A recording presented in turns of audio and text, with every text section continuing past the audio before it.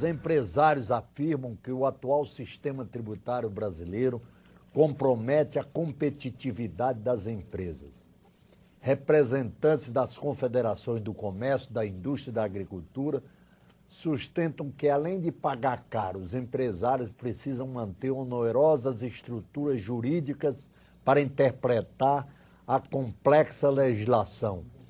Essa avaliação foi feita, por exemplo, por Roberto Nogueira Ferreira, consultor da Confederação Nacional do Comércio. Para debater o tema, convidamos os deputados Mendes Tame, do PSDB paulista, e Celso Maldaner, do PMDB catarinense. Deputado Antônio Carlos Mendes Tame, como é que o senhor vê a possibilidade de aprovar, de votar uma reforma tributária e aprová-la, né? O senhor acha que há chance? Porque um dos tabus aqui é a reforma tributária, o outro tabu é a reforma política, que envolve a própria corporação, né? Bom, para começar, o nosso sistema tributário é um desastre. Normalmente, um sistema tributário no país tem um ou dois problemas. O nosso tem 7 gravíssimos problemas. Nós precisamos, para que uma reforma tributária receba realmente esse nome, possa se dizer é uma reforma tributária, nós temos ao mesmo tempo que atacar 7 problemas. Primeiro, desonerar as exportações. Ninguém no mundo exporta impostos. Segundo, desonerar o capital produtivo. Onde já se viu pagar impostos sobre bens de capital? Ou seja, a máquina que vai produzir alguma coisa já paga impostos. Eu começo a pagar impostos antes de começar a produzir o bem. Terceiro, eu tenho que mudar a progressividade. Não é possível que as famílias mais pobres paguem percentualmente mais do que os mais ricos. O recente estudo do IPEA mostra que uma família lá na base da pirâmide, que ganha R$ 127 per capita por pessoa por mês, paga R$ 40 de impostos. Não tem o menor cabimento. Quinto problema, eu tenho que rediscutir a distribuição dos impostos entre a União, o Estado e os municípios, entre os entes federados. Eu tenho ainda que reduzir os tributos sobre o consumo. O Brasil paga, em média, 16%, cobra 16,5% sobre o consumo a produtos que pagam 30% de ICMS, enquanto nos Estados Unidos, por exemplo, sobre o consumo é 5%. Nós temos que aumentar a tributação sobre a renda, a propriedade, e diminuir sobre o consumo, que é aquilo que onera bens de salário, a vida dos mais pobres. Além disso, nós temos, por último, que diminuir o número de tributos, simplificar a legislação. Isso que disse, para evitar que haja necessidade de um exército de tributaristas, um exército de pessoas para cuidar da parte contábil, nessa parafernália que é a prestação de contas de uma empresa. Tudo isso para fazer uma reforma fiscal digna do nome. Por isso eu digo, nestes últimos anos, nesses últimos 20 anos, as únicas mudanças que nós fizemos, que pode-se dizer, estiveram próximas de ser uma reforma tributária, foram o Simples, a Lei Geral da Pequena e Média Empresa e agora o microempreendedor individual. Fora isso, todas as tentativas do governo de fazer reforma tributária não eram reforma tributária. Era uma briga entre os entes federados, entre os municípios, os estados da União, para ver quem fica com uma parte maior do butim. Deputado Cacildo Maldaner. Celso. Essa reforma é um tabu, tanto quanto a reforma política. O senhor crê que é viável aprovar uma reforma tributária na Câmara com tantos conflitos de interesse entre União, Estados e municípios e até os empresários? O senhor acha possível? Eu quero concordar em 100% pelo que o colega Antônio Carlos Mendes Tame colocou sobre os 7 pontos. que seria uma reforma tributária ideal. Concordo 100% com o que o colega colocou. Agora, eu, com a pouca experiência que eu tenho aqui na Câmara Federal, estou apenas agora no segundo mandato, cheguei aqui com muita vontade, muita garra, já na primeira legislatura, entendendo que nós ia aprovar aqui reforma tributária, e agora eu sou mais realista, eu vejo como é que funciona aqui a casa na Câmara Federal. E não é que eu estou desacreditado, mas infelizmente essa é a realidade aqui, que eu sinto aqui como funciona aqui na Câmara Federal. Essa seria a reforma tributária ideal, colega, mas infelizmente não vai acontecer isso. O que vai acontecer aqui, se acontecer esse ano uma reforma tributária, seria fatiada, né? Alguns itens, a exemplo também do que se discute na reforma política.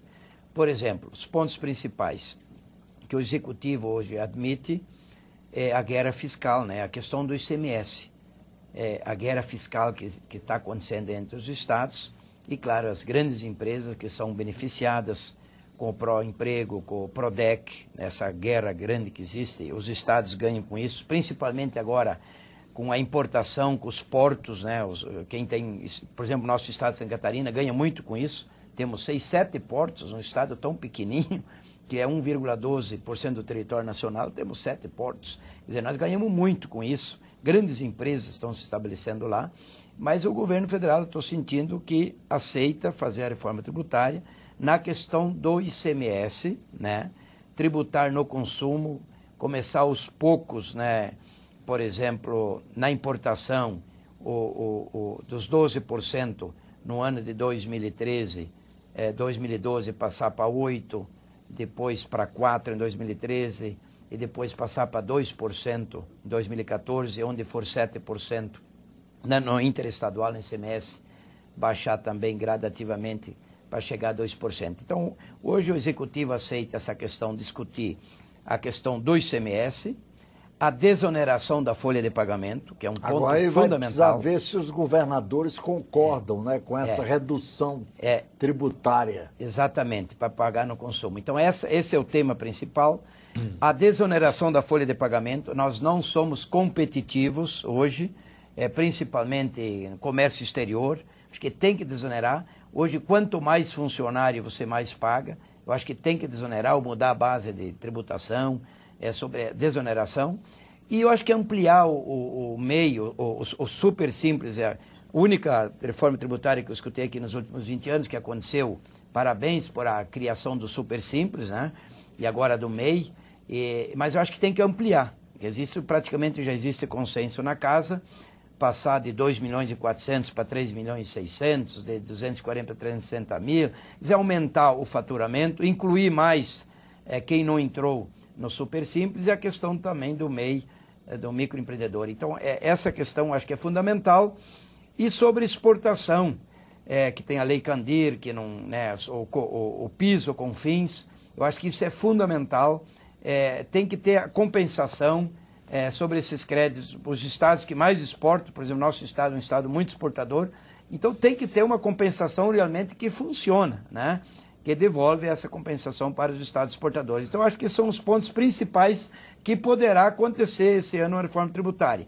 Agora, o ideal seria os 7 pontos levantados pelo colega, que seria fundamental, principalmente, rediscutir o Pacto Federativo, como ele coloca, a distribuição entre os entes da federação. Aí torna ainda mais complexo. É complexo, exatamente. Bom, estamos ouvindo os deputados Antônio Carlos Mendes Tame, do PSDB de São Paulo, e Cacildo Maldana. Celso Maldana. Cacildo é meu irmão. Aliás, Celso que Maldana. Que honra ser chamado de Cacildo. Celso Maldana, do PMDB de Santa Catarina. Deputado Mendes Tame, agora, como colocou o deputado Celso Maldana, essas questões que o senhor levantou, esses objetivos a alcançar, seriam o ideal. O ideal. Mas acontece que a realidade na casa é conflituosa. Quer dizer, há muitos conflitos de interesse entre os estados, a União, os municípios, os governadores vão sempre olhar de forma desconfiada para qualquer tentativa de reforma tributária. O senhor acha possível viabilizar uma proposta completa assim na Câmara? O que o Celso colocou é um fato. Na realidade, do ponto de vista operacional, de tramitação aqui na Casa, é muito mais fácil fazer uma reforma tributária fatiada. O grande problema da reforma fatiada é que, quando eu pego um destes problemas e tento resolvê-los, eu tenho vencedores e vencidos. E estes vencidos precisam das compensações. Exato. Se eu for fazer essa reforma fatiada, essas compensações atingem um valor quase impraticável. Daí a busca de se tentar fazer uma reforma que consiga colocar alguns pontos ao mesmo tempo, de tal forma que os vencedores num dos pontos não sejam os vencedores nos outros e haja uma compensação quase automática. É um trabalho extremamente difícil. Por isso, eu acredito, como o Celso, que o que nós temos de factível agora é uma ampliação do escopo do Supersimples, aumentando o teto de 2.400.000 para 3.600.000, até mais, até para 4.800.000, ampliando as categorias e tentando resolver o problema da bitributação, porque muitos estados aplicaram o tal do diferimento de tal forma a cobrar o ICMS já de quem produz antecipadamente, e aí perdeu a vantagem de ser uma empresa do Simples. Exato. Nós temos que resolver esse problema. Se nós resolvermos esse problema, nós estaremos dando um grande caminho. Um outro ponto que caminha silenciosamente aqui na Casa, dentro da linha do que o Celso falou, de fazer algo fatiado, é um projeto do senador Dornelles, já aprovado lá no Senado, já aprovado aqui na Comissão de Tributação e que está na Comissão de Constituição e Justiça, que reúne 3 impostos, IPI, PIS e COFINS, e além disso passa a cobrar esses 3 impostos só sobre o valor adicionado. É o comecinho, é o embrião de uma reforma, que se nós atentarmos para essa mudança, nós poderemos, a partir daí, começar a fazer um processo de tal forma que a nossa tributação seja mais justa. Fundamentalmente isso, mais justa. Ela cobre menos dos mais pobres, desonere a folha de salário, é um dos 7 pontos que eu acho que eu esqueci de falar. Desonerar a folha de salários, ser mais progressiva, de tal forma que os mais pobres, aqueles que gastam quase tudo aquilo que ganham em bens, chamado bens de salário, eles consomem em alimentos, medicamentos, roupa, transportes, praticamente tudo. Sobra nada para poupar, ou quase nada. Essas pessoas tenham uma desoneração, passem a pagar menos tributos. Agora, quando se avalia a possibilidade de aprovação de uma reforma tributária, sempre vem à mente da gente que aqui na Câmara e no Senado, quem constrói maioria é o governo. Quer dizer, iniciativa parlamentar, é raro se aprovar aqui uma proposição de iniciativa parlamentar. Então, essa realidade, com ela terão que conviver os senhores. O senhor acha que é possível construir essa alternativa por iniciativa parlamentar, deputado Celso Maldanha? Eu diria que hoje é um dia histórico, quer dizer, aqui na Câmara Federal, a questão do Código Florestal Brasileiro, dá para comparar, porque o governo ele quer legislar na reforma tributária, mas entrar no ICMS, que é uma atribuição dos estados, né? Acabar com a guerra fiscal e assim por diante. O que vai acontecer comparando com o Código Florestal Brasileiro? O governo admite também criar um programa de regularização ambiental, áreas consolidadas que forem de utilidade pública ou de interesse social ou de baixo impacto, mas que seja esse regulamento que seja feito por decreto, quer dizer, assinado pelo presidente da República, pela presidente da República. Não quer passar autonomia para os estados. Por isso que tem uma emenda que vai ser votada nominalmente, passando esse programa de regularização ambiental para os estados de acordo com as suas peculiaridades. Porque o Brasil é tão grande, um país continental desse tamanho. Nós não podemos comparar, por exemplo, Santa Catarina com o estado do Amazonas. Lá nós temos um zoneamento ecológico econômico, onde até na nossa região do extremo oeste, pequenas propriedades que têm uma textura do solo, é uma argila pura, terra vermelha, é diferente do que a terra arenosa no litoral. Então nós entendemos que teria que ter uma legislação até dentro do estado, às vezes diferente, imagine no país todo. Então teria que descentralizar, dar mais autonomia para o estado. Como diz no artigo 24 da Constituição, dar, a União cuidar da lei geral e os estados concorrentemente. Então essa é a grande polêmica. Então hoje vai ser um teste nessa votação do Código Florestal para ver se realmente os partidos vão enfrentar o Executivo. Então essa é a polêmica. Hoje, como diz o colega, o Executivo tem ampla maioria aqui, praticamente 400 deputados. Então é muito difícil construir um projeto se não for em harmonia executivo e legislativo.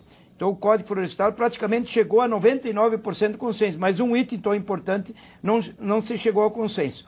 Então a reforma tributária tem que ter muito diálogo com o executivo e legislativo para ver o que é possível. Por isso que eu defendo hoje uma reforma tributária também fatiada, porque eu não vejo condições de nós aprovar uma reforma tributária ampla, como seria o ideal, né? O ideal seria um imposto único, né? Acabar com a burocracia, tudo. Mas, infelizmente, não vamos conseguir. Então, eu sou muito realista e concordo aqui com as propostas do colega, mas esse que é o debate. Tem que ter uma autonomia, um diálogo muito com o Executivo e o Legislativo para chegar num consenso do que é possível aprovar em termos de reforma Estamos tributária. ouvindo os deputados Antônio Carlos Mendes Tame, do PSDB de São Paulo, e Celso Maldaner, do PMDB de Santa Catarina, sobre reforma tributária. Deputado Mendes Tame, o senhor concorda em fatiar por interesse tático essa reforma tão complexa, tão difícil? Eu queria, antes, se me permite, reforçar aquela sua pergunta inicial. Você acha que nós, deputados, podemos ter a iniciativa de projetos nessa área de reforma tributária? Certo. Eu acho que sim. Um exemplo clássico é o Simples, na época do Fernando Henrique Cardoso, foi iniciativa de deputados. Teve um grande trabalho, entre outros, do deputado Raul. O Super Simples... O Antônio Carlos... Luiz Carlos Raul. O Super Simples foi iniciativa do Jutaí Magalhães e que foi adotado pelo governo e virou realmente um projeto de grande amplitude nacional. A Lei Geral da Empresa é uma iniciativa de dezenas de deputados. E o microempreendedor individual, eu sou o primeiro coautor. A mim seguiram-se mais de 20 outros projetos que foram agrupados e foram aprovados. Transformou numa realidade. 1 milhão de pessoas já aderiram ao projeto MEI, Microempreendedor Individual. E agora, a Presidência da República adotou uma medida corretíssima, diminuiu de 11% para 5% a contribuição ao INSS. Exato. 11% para 5% do salário mínimo. 1 milhão de pessoas já aderiram. E pagavam 11% do salário mínimo. Passou 11%, quase R$60. Agora vão pagar menos de 40, 30 e tantos reais por mês para regularizar, para ter todas as vantagens, todos os direitos de um trabalhador com carteira assinada na área previdenciária. É uma revolução. Então, nós temos um amplo caminho a tomar. Eu ainda acho muito difícil conseguir uma resposta, uma reforma fatiada por causa da necessidade das compensações. Agora, enquanto a gente tenta fazer essa reformulação tributária completa e complexa, eu acho que não dá para deixar de lado a questão do Super Simples. Vamos avançar. Certo. Vamos avançar no Super Simples, na desoneração da folha de salários, para ter uma legislação laborgênica, geradora de trabalho, e não laborcida, destruidora de empregos, que é o que acontece hoje. Só para colocar dentro do que o colega colocou aí, do MEI, qual é a dificuldade hoje? Parabéns por baixar para 5%. A dificuldade hoje está até nos municípios. E na implantação, por exemplo, tem muitas normas, portarias que prejudicam o próprio MEI. Vamos entrar no caso, depende da atividade, a legislação, por exemplo, a Anvisa, ela tem muita força, ou a inspeção municipal, estadual, federal, essa questão, às vezes lá um pequeno, lá, depende do que ele vai produzir de alimentos, quer dizer, ele tem que obedecer às normas muito rigorosas, e então tem dificuldade. Então inclusive estão trabalhando já de fazer associação de microempresários, né? E quem sabe nessa associação consegue atender às exigências que tem na questão da sanidade e outras questões, que é muito complicado. Que hoje nós estamos com muita dificuldade hoje nessa questão, por exemplo, na implantação do Suasa. Por exemplo, um salame que é de primeira lá num pequeno município não pode vender no outro município. Quer dizer, essas dificuldades que tem. Então, o microempreendedor, o MEI, tem essa dificuldade ainda. Por que não pode vender no outro município? Não, o salame produzido por um município, não pode Não vender. pode, porque ele tem a inspeção municipal, ele só pode vender dentro do município. Então, é uma guerra. Então, é para implantar o Suasa, mas o Suasa tem que ter a mesma exigência, no mínimo estadual, aquelas exigências de sanitárias, que, claro, tem que ter condições, mas tem que investir muito dinheiro, né? O pequeno não pode. Higiene. Tem que construir, azulejo, sabe, uma série de exigências que ele não consegue atender o pequeno. Então, essa é a dificuldade do MEI ainda. Então, eu já estou estudando fazer associações de microempreendedores, né? E para poder atender essas exigências das normas, portarias que existem, que atrapalham um pouco esse trabalho aí. Agora, para que chegar a um consenso, deputado Antônio Carlos Mendes Tami, talvez seja possível na Comissão de Fiscalização Financeira e Tributária, né? Na Comissão de Fiscalização Tributária, não é isso? Na Comissão de Finanças e Tributação. Finanças e Tributação. A ideia é ter uma comissão, uma subcomissão permanente cuidando desse assunto. E eu acho que a casa toda tem que estar atenta para essas alterações que permitem avançar. Colocou bem o Celso, o MEI, se os municípios atentassem para a importância do MEI, certo, porque precisa que os estados, a União e os municípios estejam todos unânime, aderindo ao programa, sim, senão claro, não pode, porque unifica todos os tributos num só. Então, um município que não se interessa, exato, naquele município, a pessoa não consegue se cadastrar. Outra coisa, há municípios que estão atrapalhando. exato. Atrapalhando. Então, na hora que o cidadão vai lá, se cadastra, ele agora é um MEI, é um microempresário, tem CNPJ, tudo. O que faz o município? Vai lá, como ele se cadastrou na casa dele, muda o IPTU de residencial para comercial e quer cobrar mais. Exato. Pronto, não é possível. É quase uma fraude. É o desestímulo ao MEI. Tem que facilitar. Outra coisa, para fechar uma empresa, digamos que alguém é um MEI, ficou MEI, microempresário individual, é um encanador, um eletricista. De repente, ele arruma um emprego bom numa multinacional, numa empresa, vai ganhar bem lá. Ele fala, não, eu quero fechar, congelar ou fechar a minha empresa MEI para voltar um dia, se eu precisar. Na hora de fechar, é uma via-saca. Burocracia. É uma via-saca. Terrível. É fácil abrir. Temos que mudar. Temos que ficar atentos. É um trabalho permanente. É uma legislação embaraçosa, né? Cheia de problemas. O Brasil a gente podia acabar com a empresa em alguns minutos. Isso. Leva anos. Então, eu acho a construção de uma democracia, de fato, um processo civilizatório, implica ter leis que valham para todos, leis que ajudem o funcionamento da sociedade e tragam tranquilidade para quem quer produzir, prover o seu sustento e dos seus filhos. É a nossa função. A função do legislador é essa, é fazer coisas concretas que ajudem a melhorar a vida das pessoas no seu cotidiano. Nosso tempo, infelizmente, está esgotado. Deputado Celso Maldanha, quer dizer alguma coisa, assim, rapidamente? Não, até nesse exemplo que ele deu, até para você contratar um assessor parlamentar, né? Se ele teve uma microempresa, foi mal ou quebrou, coisa parecida, não consegue dar baixa, não pode nem ser contratado para essa função ou qualquer outra função, como ele colocou muito bem. É o cúmulo, né? Muito obrigado aqui pela presença dos deputados Antônio Carlos Mendes Tami, do PSDB de São Paulo, e Celso Maldanha, do PMDB de Santa Catarina. Muito obrigado pela audiência e até o próximo Brasil em Debate.